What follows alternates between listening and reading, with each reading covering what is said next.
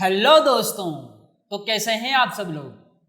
मैं Ishtiyaq Hussain Shri Ram coaching classes Chittorgarh में आपका हार्दिक स्वागत करता हूं। दोस्तों, दो मेंढक थे। ये दोनों मेंढक जब चलने लगे तो चलते चलते एक गड्ढा था बड़ा सा, उस गड्ढे में जाकर के दोनों मेंढक गिर गए। अब जैसे ही दोनों मेंढक गिरे तो इनके आसपास के जितने मेंढक थे सारे इनके रिलेटिव्स वहां इकट्ठे हो गए, उनको देखने लगे। तो गड्ढा गहरा था, दोनों मेंढक परेशान हो गए, दोनों उछल कूद करने लगे बाहर आने के लिए। जब दोनों उछल कूद करने लगे लेकिन गड्ढा गहरा था तो बाहर से बोल रहे दूसरे मेंढक, अरे मत करो कोशिश, मत निकलो बाहर, अब अंदर ही पड़े रहो, तुमको मरना ही है तो अंदर पड़े पड़े मर जाओ, इतने परेशान होके क्यों मरना है। क्योंकि जब वो उछल रहे थे कूद रहे थे तो रगड़ लग रही थी, खून निकल रहा था, खून बह रहा था। तो बाहर से जो मेंढक थे वो कहने लगे तुम ऐसा मत करो, इतनी दर्दनाक मौत क्यों मरते हो, वैसे ही पड़े रहो और पड़े पड़े मर जाओ। तो जो दो मेंढक थे उन दो मेंढकों में से एक मेंढक रुक गया और वहीं पर उसने हार मान ली और बैठा रहा, कहा अब तो मरना ही है तो पड़ा पड़ा मर जाऊंगा। लेकिन जो दूसरा मेंढक था वो दूसरा मेंढक रुका नहीं, वो और ज्यादा उछल कूद करने लगा। जब वो और उछल कूद करने लगा तो बाहर से और मेंढक चिल्लाने लगे, अरे रुक जा, क्यों करता है, मरना ही है, जब वो रुक गया तो तू क्यों नहीं रुक रहा, रुक जा, वैसे ही मर जा, इतनी दर्दनाक मौत क्यों मरता है। अब जैसे बाहर से उसको परेशान करने लगे, बाहर से उसको रोकने लगे तो और ज्यादा उछल कूद करने लगा, ज्यादा उछल कूद। जैसे जैसे बाहर से और ज्यादा उसको जो है रोकने की कोशिश करते और ज्यादा उछलता और आखिरकार उसने ऐसी छलांग मारी कि उछल करके बाहर आ गया। जब वो बाहर आ गया तो लोग सारे परेशान, जितने भी मेंढक थे वो सारे परेशान कि ऐसा क्या हो गया, बाहर कैसे आ गया। तो उसके पास गए और पास जाकर के पूछा, उससे बात करने की कोशिश की। तो जब वो दूसरे मेंढक उससे बात करने लगे तो उनको समझ में आया, पता चला कि ये मेंढक तो बहरा है, ये तो सुन ही नहीं सकता।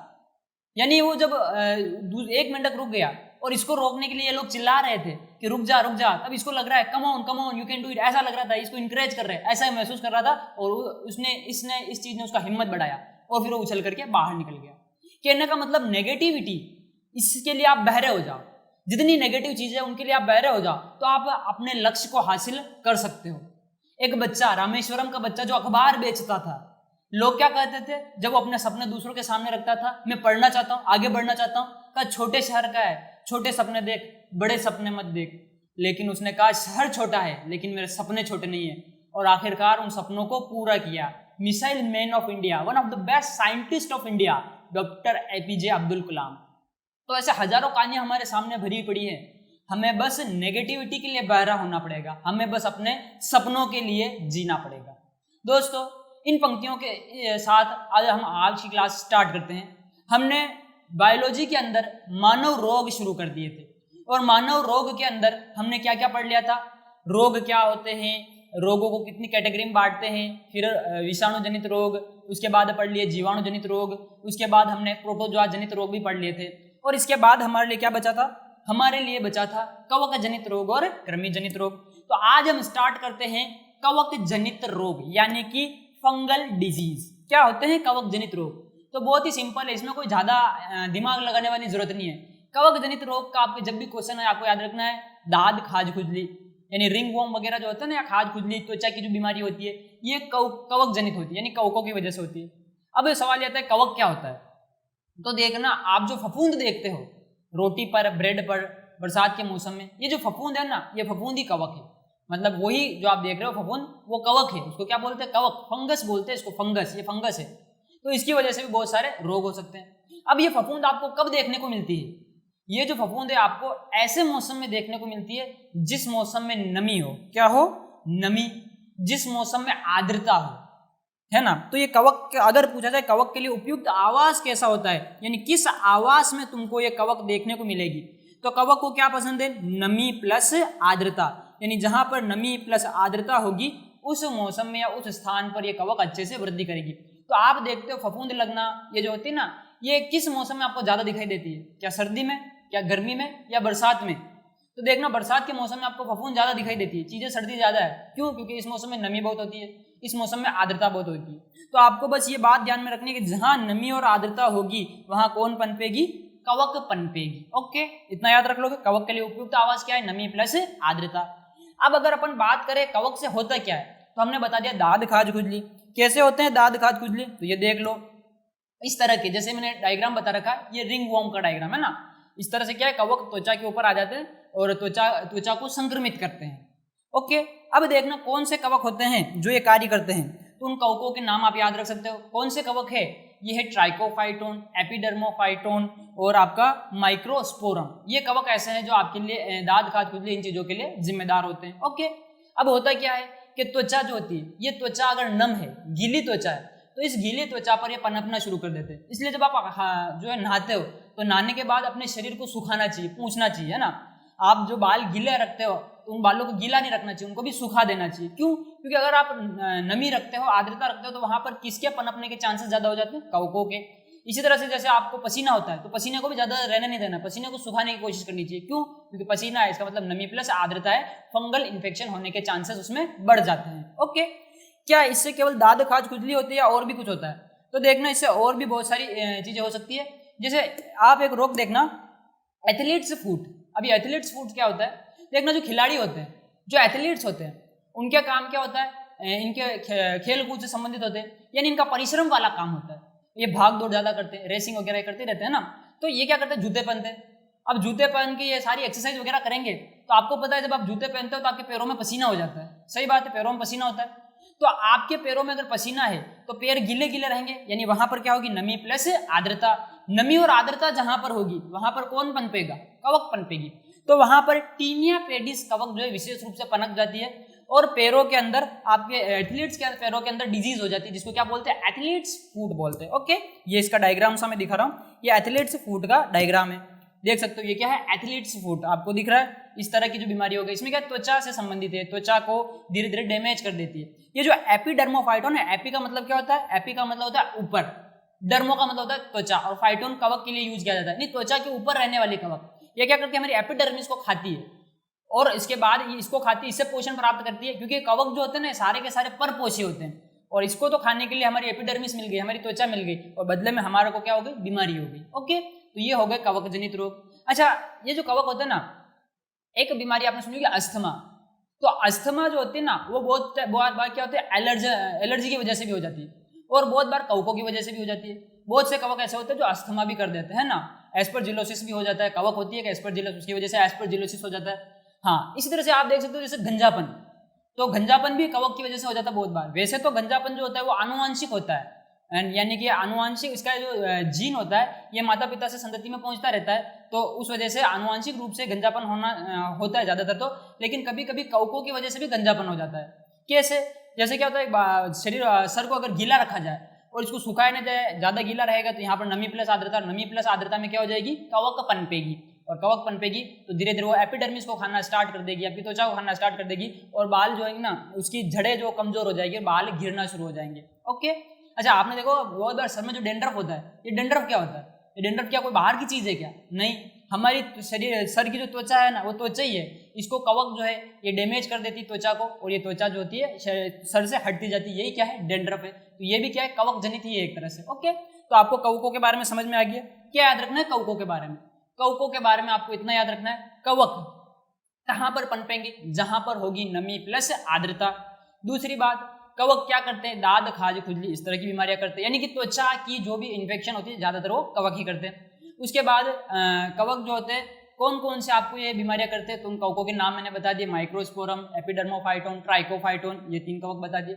इसके बाद एथलीट्स फूट होता है, वो भी एक कवक करता है। अस्थमा जो होता है, एक प्रकार का अस्थमा कवक की वजह से भी हो सकता है। इसी तरह से गंजापन कवक की वजह से भी हो सकता है। ये कवकों की वजह से होने वाली बीमारियां। ओके, तो फिर इनका ट्रीटमेंट क्या किया जाता है? इनके लिए एंटी फंगल ड्रग दी जाती है। ओके, ये कवक जनित रोग, कंप्लीट कवक जनित रोग। इसके बाद हमको अगला क्या पढ़ना है? कृमि जनित रोग। तो नेक्स्ट हम क्या पढ़ेंगे?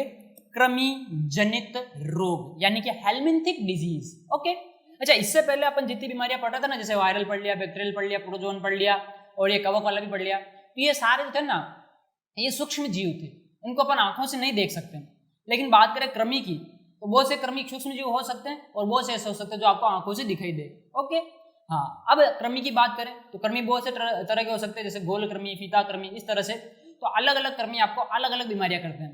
तो इन बीमारियों को, वैसे तो 4 बीमारियां मुख्य रूप से सिलेबस में होती है, सारी बीमारियां तो इतनी पूछी भी नहीं जाती।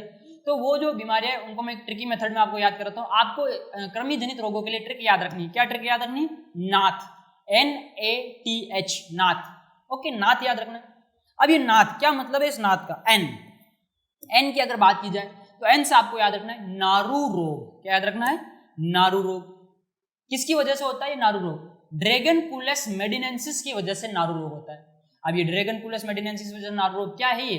देखना, भारत के जो उत्तर जैसे ये भारत का नक्शा अपन बात करें तो यहाँ पर ये उत्तर, दक्षिण और ये पश्चिम, पूर्व, तो उत्तरी पूर्वी जो इलाके हैं भारत के, इन उत्तरी पूर्वी इलाकों में क्या देखा है, पहले देखा जाता था विशेष रूप से कि यहाँ पर जो उत्तरी पूर्वी इलाकों में जलाशय होते हैं, उन जलाशयों में जो गांवों के लोग होते हैं वो वहीं से पानी भरते हैं, वहीं से पानी भरते और वहीं पर जो है अपने कपड़े धोते, वहीं पर नहाते धोते, पशुओं का गोबर मलमूत्र वगैरह सब कुछ वहीं पर आ रहा है। तो ये एक तरह से दूषित जल वाला इलाका हो गया था और वो लोग वही से पानी को पी रहे थे। तो इस वजह से उन इलाकों में क्या देखा गया, ये नारू रोग देखा गया। ओके, अभी नहीं है, अब तो नारू रोग का उन्मूलन हो चुका है लगभग।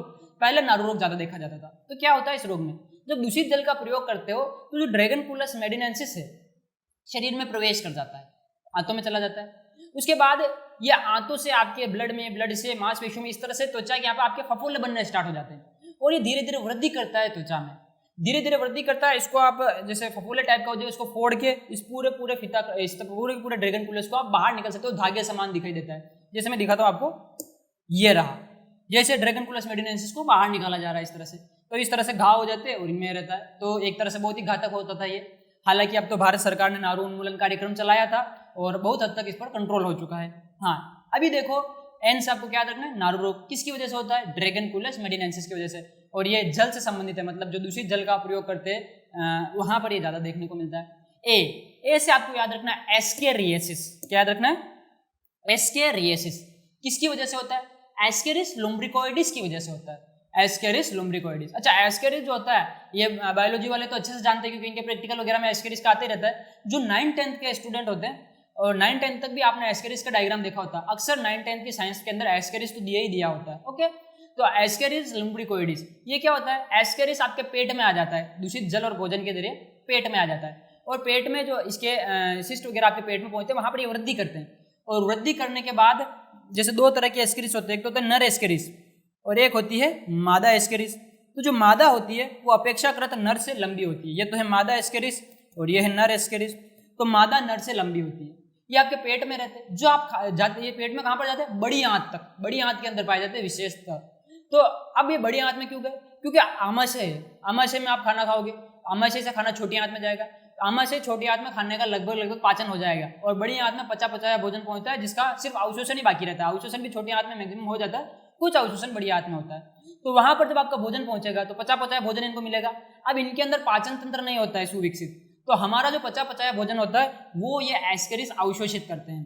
तो इनको बड़ी आंत में रहने का फायदा मिल गया कि पचा पचाया भोजन मिल रहा है। दूसरा, ये आंत में कुछ इस तरह से अटके होते हैं कि आसानी से बाहर नहीं निकल सकते, यानी आंत की क्रमांकुंचन गतियां इनको बाहर नहीं निकाल सकती।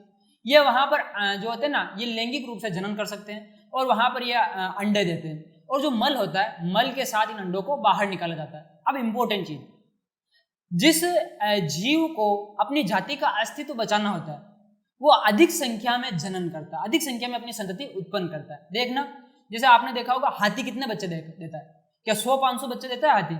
नहीं देता है। इसी तरह से आपने देखा होगा चींटियां एक साथ में कितनी निकल के आ जाती है ना।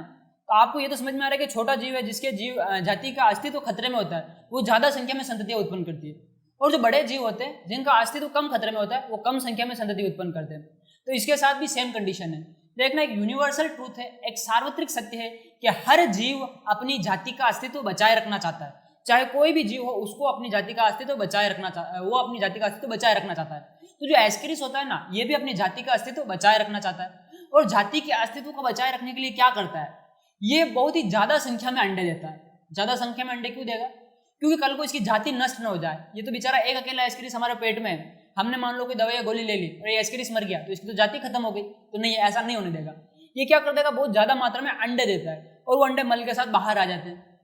अब जैसे देखना, गाँवों में क्या होता है, खुले में शौच जाते हैं खेतों वगैरह पर, तो वहां पर ये अगर वहां पर मल त्याग दिया तो ये जो एस्केरिस के अंडे उस जगह पर उपस्थित रह गए। अब कुछ दिनों बाद मल का तो अपघटन हो जाता है, मल का अपघटन हो गया, लेकिन इन अंडों के ऊपर सिस्ट पाया जाता है, कठोर आवरण होता है, तो उनका अपघटन नहीं होता है और उसी मिट्टी में वो मौजूद रहते हैं। फिर बरसात आती है, पानी के साथ बह के खेतों में आ जाते हैं। अब खेतों में आ गए, खेतों के अंदर मान लो आपने कुछ ऐसी चीज बो रखी, जैसे मान लो मूली गाजर या ऐसी कुछ चीजें बोली, तो मूली गाजर तो जमीन के अंदर शलजम वगैरह हो गया। आपने क्या किया, जमीन से सीधी वस्तु उठाई, जैसे मूली निकाली या गाजर निकाली, सीधी निकाली। अब आपने देखा पानी तो दूर है, कौन धोवे, और ऐसे पूछ के खाना शुरू कर दिया। तो बिना धोए आप अगर उन चीजों को खाने लगे तो उनमें बहुत ही माइक्रोस्कोपिक जो होते सूक्ष्म, बहुत ही सूक्ष्म क्या लगे होते हैं इसके एस्केरिस के अंडे। तो आप उनको खाओगे तो खाने के साथ वो कहाँ चले जाएंगे, आपके पेट में। अब पेट में जाएंगे तो आमाशय के अंदर इनका कुछ बिगड़ेगा नहीं, HCl इनका कुछ नहीं बिगाड़ सकता, ऊपर शिष्ट होती है। आगे जाएंगे अनुकूल परिस्थितियां होगी और ये अंडे से बाहर निकल जाएगा, अंडे से बाहर निकल के आंतों में वृद्धि करेगा। तो इस तरह से वापस पेट में आ गया, फिर से वो इसकी प्रोसेस चलती रहेगी, इसका जीवन चक्र चलता रहेगा। तो आपको समझ में आ रहा है कि हर चीज को, जैसे आप खा रहे हो पी रहे हो, तो फल फ्रूट वगैरह को धो के काम में लेना चाहिए। क्यों धो के काम में लेना चाहिए, समझ में आ गया। ये तो मैंने एक एग्जांपल बताया, ऐसा बहुत सारी बीमारियां हो सकती है। एस्केरिस लुम्ब्रिकोइड है ना, बोलता पेट में कीड़े पड़ गए, बच्चों में अक्सर होते हैं ना, तो वो यही होता है। एस्केरिस की बात करते हैं। एस्केरिस में आपको ये याद रखना है, एस्केरिस जो होता है वो नर एस्केरिस तो छोटा होता है लंबाई में, और मादा एस्केरिस लंबाई में बड़ी होती है। दूसरा, इनको गोलक्रमी कहा जाता है। क्या कहा जाता है एस्केरिस को, गोलक्रमी। हाँ, एन ए तो हो गया। अब टी से आपको क्या याद रखना है, टी से याद रखना है टीनियसिस। क्या याद रखना है, टीनियसिस। किसकी वजह से होता है, टीनिया सोलियम, जिसको फीताकृमि या टेपवर्म कहते हैं। अच्छा, टीनिया सोलियम जो होता है ना, ये कहाँ पर होता है, ये सूअर के मांस में होता है। किसमें होता है, सूअर के मांस में, इसलिए इसको पोर्क वॉर्म भी कहते हैं। क्या कहते हैं, पोर्क वॉर्म, पोर्क वॉर्म है ना, सूअर के मांस के अंदर होता है। अब देखना कैसे क्या हो रहा है, पश्चिमी देशों में क्या होता है कि सूअरों का ये मांस वगैरह इसका सेवन किया जाता है। तो इसका अगर सेवन करते हैं तो इस मांस को अगर अध पका रखे, कच्चा मांस जो होता है ना, उस कच्चे मांस का भी वो लोग सेवन कर जाते हैं। तो उसके जरिए क्या होता है, उनके शरीर के अंदर टीनिया सोलियम जो होता है ये पहुंच जाता है। टीनिया सोलियम क्या करता है, ये पेट में, आंतों से ब्लड से मांसपेशियों में आ जाता है, और मांसपेशियों में आने के बाद फिर अगर एक बार ये मांसपेशियों में आ गया और इसने अपना अस्तित्व वहाँ बना लिया, तो वहाँ से इसको निकालना मुश्किल हो जाता है। तो ये घातक बीमारी हो जाती है। अपने इधर तो देखने को नहीं मिलती, क्योंकि अपने इधर ऐसे मांस वगैरह, कच्चे मांस का, सूअर के मांसों का प्रयोग नहीं होता। लेकिन हाँ, ये फैलता किसकी वजह से होता है, तो पोर्क वॉर्म यानी कि सूअर के मांस की वजह से, या गाय के मांस की वजह से भी ऐसा होता है। तो इन चीज़ों के सेवन से बचना चाहिए, ये चीज़ें घातक होती है। टीनियसिस, टीनिया सोलियम, फीताकृमि, टेपवर्म। Okay, taeniasis. इसके बाद अगला आपको याद रखना है हाथी पांव रोग। इससे क्या याद रखना है, हाथी पांव रोग, जिसको फाइलेरिया भी कहते हैं या जिसको एलिफेंटाइटिस भी कहते हैं। हाथी पांव रोग, फाइलेरिया, एलिफेंटाइटिस। किसकी वजह से होता है ये, वुचेरिया ब्रैंकोफ्टाई। किसकी वजह से होता है, वुचेरिया ब्रैंकोफ्टाई। याद रख लोगे, सिंपल है। क्यों कहते हैं हाथी पांव, देखना एक मच्छर होता है जिसका नाम होता है मादा क्यूलेक्स मच्छर। कौन सा मच्छर, मादा क्यूलेक्स, मादा क्यूलेक्स मच्छर, मादा क्यूलेक्स मच्छर होता है। ये मादा क्यूलेक्स मच्छर जो होता है ना, इसके वाहक का काम करता है। किसका काम करता है, वाहक का। यानी हाथी पांव रोग का वाहक कौन सा मच्छर होता है, मादा क्यूलेक्स मच्छर। किसी को अगर मादा क्यूलेक्स मच्छर काट ले और वो मच्छर खुद संक्रमित हो, तो उसके अंदर वुचेरिया ब्रैंकोफ्टाई को पहुंचा देगा। जब ये वुचेरिया ब्रैंकोफ्टाई पहुंच जाता है तो ये लसिकांगों में वृद्धि करता है। विशेष बात, ये जो वुचेरिया ब्रैंकोफ्टाई होता है ये विशेष रूप से कहाँ वृद्धि करता है, लसिकांगों में, लसिकांग, लिम्फ नोड, और विशेष रूप से पश्चपाद के लसिकांग यानी पैरों के लसिकांग। कहाँ के, पैरों के लसिकांगों में वृद्धि करता है, वहां पर जाकर इकट्ठा होता है। तो इससे लसिकांगों में सूजन आ जाती है। लसिकांगों में क्या हो जाती है, सूजन। और लसिकांग में सूजन आएगी तो फिर जैसे पैर के लसिकांग में आ गया तो पैर के लसिकांग क्या हो जाएंगे, सूज जाएंगे। इसी के साथ धीरे धीरे सूजन बढ़ती जाएगी, वृषण कोष भी सूज जाते हैं। तो और इसमें जो होता है पैर सूज गए, और पैर सूज गए कैसे हो गए, हाथी के जैसे। इसीलिए इसको कहते हैं हाथी पांव रोग। क्या कहते हैं, हाथी पांव रोग। चलो देख सकते हो आप ये डायग्राम, ये हाथी पांव रोग का डायग्राम। इन लोगों का आप पांव देख सकते हो, किसके जैसा नजर आ रहा है, हाथी के जैसा, है ना। सूज के कैसा हो गया, हाथी के जैसा, इसलिए इसको हाथी पांव रोग बोलते हैं। तो हाथी पांव रोग किसकी वजह से होता है, फाइलेरिया एलिफेंटाइटिस बोलते हैं। किसकी वजह से होता है, वुचेरिया ब्रैंकोफ्टाई की वजह से। कौन से मच्छर के काटने से होता है, मादा क्यूलेक्स मच्छर के काटने से। और इसमें क्या होता है, पश्चपादों के लसिकांग यानी पैरों के लसिकांग, लिम्फ नोड विशेष रूप से संक्रमित होते हैं, उनमें सूजन आ जाती है। ओके, ये हो गई आपके कृमि से होने वाली बीमारियां। आगे बढ़ते हैं, बीमारियां तो कंप्लीट हो गई। अब कुछ और जानकारी मैं आपको पहले ही दे चुका हूं, बस उनको रिवाइज करवाना है ताकि आप एग्जाम में कंफ्यूज ना हो। इसको आप ध्यान से देखना, क्या चीज बता रहा हूं मैंने बताया कि कौन से रोग का वाहक क्या क्या होता है ना। तो देखना, मादा एनाफिलीज मच्छर। कौन सा मच्छर, मादा एनाफिलीज। मादा एनाफिलीज मच्छर से कौन सी बीमारी होती है, बताइए। मादा एनाफिलीज मच्छर से कौन सी बीमारी होती है, मलेरिया। याद रखना है, मादा एनाफिलीज मच्छर की वजह से कौन सी बीमारी हो रही थी, मलेरिया। और मलेरिया का कारक कौन था, तो इसका कारक आप याद रख सकते हो, कौन था, प्लाज्मोडियम। ओके, इसके बाद अगली बात करें एक और मच्छर मैंने बताया, मादा एडीज मच्छर। अब बताओ मादा एडीज मच्छर से कौन सी बीमारी हो रही थी? तो याद करना, क्या बताया था? डेंगू। मादा एडीज मच्छर से कौन सी बीमारी हो रही थी? डेंगू। अच्छा, डेंगू का कारक कौन सा था? तो बताया था इसका कारक क्या था? Flavi virus, flavi virus. इसके बाद एक और मच्छर बताया आपको अभी अभी, कौन सा? मादा क्यूलेक्स मच्छर, मादा क्यूलेक्स मच्छर। इसकी वजह से कौन सी बीमारी हो रही है? इसकी वजह से आपने अभी बताया कौन सी बीमारी? हाथी पांव रोग हो रहा है। और ये हाथी पांव रोग जो हो रहा है, ये इसका कारक कौन है? वुचेरिया। कौन है इसका कारक? वुचेरिया। तो अच्छे खासे क्वेश्चन तैयार हो गए। मादा एनाफ्लीज मच्छर से आपको क्या याद रखना है? मलेरिया होता है, और मलेरिया का कारक क्या है? प्लाज्मोडियम। मादा एडीज मच्छर से क्या होता है? डेंगू होता है, और डेंगू का कारक क्या है? इसका कारक फ्लेवी वायरस है। मादा क्यूलेक्स मच्छर से कौन सा रोग होता है? हाथी पांव रोग, और इसका कारक क्या है? वुचेरिया ब्रोंकोटाइप। ओके, ये तो हो गई। एक मैंने आपको बताई थी सीसी मक्खी, सीसी मक्खी। सीसी मक्खी की वजह से क्या होता है बताओ? सीसी मक्खी की वजह से कौन सा रोग फैलता है? तो आपको कल बताया था अफ्रीकन निद्रा। अफ्रीकन निद्रा रोग किस वजह से फैलता है? सीसी मक्खी की वजह से फैलता है, तो ये भी आपको ध्यान रखना है। इसके बाद एक और मक्खी मैंने आपको बताई थी, बालू मृदा, बालू या मृदा मक्खी, बालू मक्खी या मृदा मक्खी। अब बताओ मृदा मक्खी से कौन सी बीमारी फैलती है? तो मृदा मक्खी से बीमारी फैलती है कौन सी? हाँ, इसकी वजह से काला अजार बीमारी फैलती है, काला अजार। ओके, जिसको दमदम ज्वर भी आपने बोला था। तो किसका वाहक कौन है, इसको आपको अच्छे से याद रखना है। ये तो आपने याद रख लिया। अच्छा, मैंने एक घरेलू मक्खी भी बताई थी। बताओ घरेलू मक्खी की वजह से कौन सी बीमारी फैल रही थी? तो घरेलू मक्खी की वजह से मैंने विशेष रूप से तो कोलेरा बताया था, और क्या बताया था? टाइफाइड बताया था। अच्छा, डायरिया जो होता है वो भी इसकी वजह से फैल सकता है ना। ई कोलाई आपके हाथों में आ जाए और फिर आपको डिसेंट्री हो जाए, दस्त हो जाए, तो वो भी हो सकता है। और भी बहुत सारी बीमारियां फैला सकते हैं, लेकिन ये तो विशेष रूप से ध्यान रखनी है। अच्छा, एक क्या होती है, सर के ऊपर जूं होती है ना, सरों में सबके, तो जूं, तो जो जूं होती है ना, उसकी वजह से भी एक बीमारी फैलती है। कौन सी बीमारी इसकी वजह से फैलती है? Trench fever. क्या फैलता है? Trench fever. ओके, हाँ, खाई बुखार। ट्रेंच फीवर क्या होता है? देखो, प्रथम और द्वितीय विश्व युद्ध हुआ तो उस समय वहाँ जो सोल्जर्स थे, सैनिक थे, उनको हो गया था ट्रेंच फीवर। इसी वजह से ट्रेंच फीवर बोल रहे हैं। जो खाई वगैरह में रह रहे थे वो लोग, उनको ये हो गया था। किसकी वजह से फैला था? ये जूं की वजह से फैला था। कभी पूछा नहीं जाएगा, बस ऐसी है। तो ये आपको ध्यान रखने, क्या? मादा एनाफ्लीज मच्छर मलेरिया, मादा एडिज मच्छर डेंगू, मादा क्यूलेक्स मच्छर हाथी पांव रोग, सीसी मक्खी से अफ्रीकन निद्रा, मृदा मक्खी से आपका जो है काला अजार, और फिर आपको याद रखना घरेलू मक्खी से आपको टाइफाइड और कोलेरा।